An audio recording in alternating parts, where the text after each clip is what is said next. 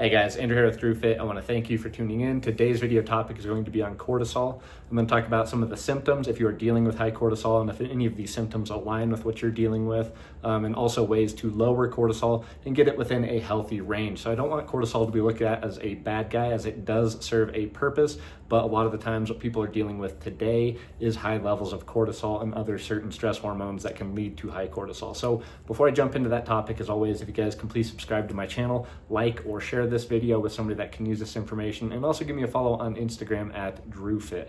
Now, what is cortisol? Cortisol essentially is a steroid hormone produced by the adrenal glands, and it's secreted by the adrenal glands when you're under high amounts of stress, and that's when it becomes elevated, is when you're under high amounts of stress or you're dealing with other stress hormones like too much estrogen, serotonin, adrenaline. A lot of these can coincide with having high levels of cortisol. So the goal here is to get it within a healthy range, have it high when it's supposed to be highest in the morning, and then have it taper off later in the day. So I'll give you guys some tips and tricks on that, but let's talk about some of these symptoms that I jotted down here if you are somebody that is dealing with high cortisol levels. And those symptoms could range from weight gain or holding on to a lot of water weight, muscle fatigue and weakness, poor sleep quality, swelling in the legs, especially when traveling. A lot of people get a lot of swelling in their ankles and stuff like that, or known as edema, high blood pressure, diabetes, osteoporosis. You can become moody. If you're a woman, you can have irregular periods. And another one I found interesting was people that have a buffalo hump on their neck. That has been associated with high cortisol levels as well. It's kind of like up the spine, up the neck, you kind of get like a little hump like that.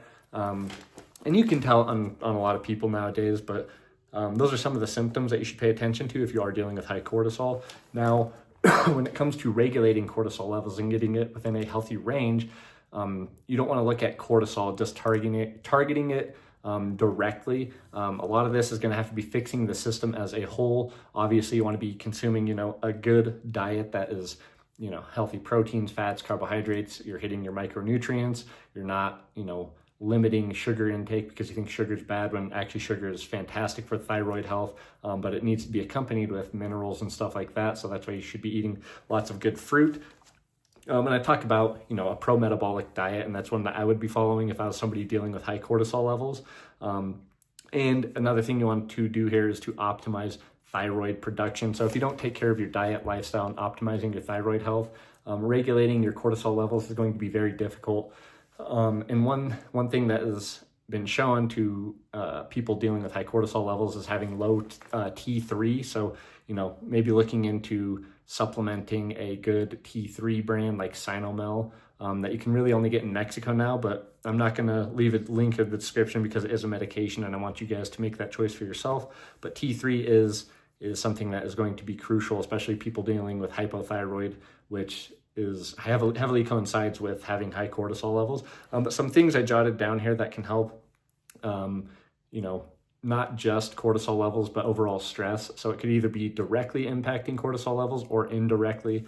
Number one, carrot salad is fantastic at lowering certain stress hormones by eliminating endotoxin in the digestive system. You start to lower things like serotonin, which can impact estrogen levels, which can impact cortisol levels. So indirectly, the carrot salad will help regulate a lot of those elevated stress hormones. Number two, magnesium is a fantastic supplement when you're dealing with cortisol. People with high cortisol levels, they really have a low tolerance to stress, and a lot of that can do with having low magnesium levels as well. So finding a good magnesium supplement, taking Epsom salt baths is a great way to up your magnesium. Certain hormones that I recommend, if you can find bioidentical ones, I can link a few in the description for these, but progesterone, pregnenolone, and DHEA, they all work really great off one another, and not only do they have an impact on cortisol levels, but again, they also have a direct impact on lowering things like estrogen, lowering things like elevated serotonin, stuff like that. Excuse me.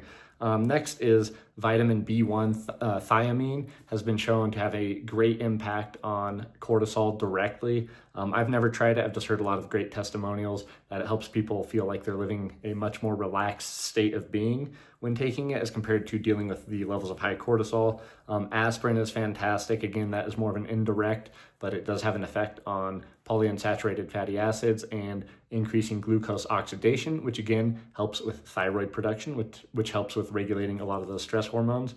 Next, glycine has been shown to help with elevated cortisol, which is a fantastic supplement. I would recommend taking about 3 grams before going to bed if you're going to supplement glycine.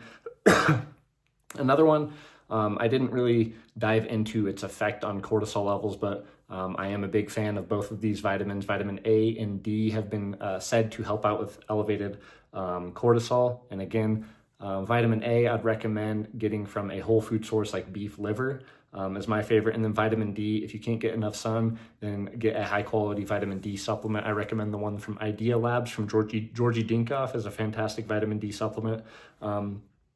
Blood sugar, balancing your blood sugar. Now, these aren't supplements or anything, but balancing your blood sugar is going to be huge for regulating all stress hormones. And I just did a video on this last week, the importance of balancing your blood sugar and how often it is overlooked, but it plays a major role on regulating a lot of those stress hormones and increasing a lot of those hormones you want increased, like progesterone, testosterone, pregnenolone, stuff like that. So, when you're eating a healthy diet, focus on the timing of when you're eating and, kind of meal frequency if you're somebody that deals with low blood sugar, because dealing with low blood sugar spikes, high blood sugar spikes is going to increase your cortisol levels as well. Carbohydrates, you already know I'm a fan of carbohydrates, but if you are, in the interim and wanting to regulate cortisol levels, I highly recommend easily digestible carbohydrate sources like fruit. Some of my favorites are orange juice, applesauce, stuff like that.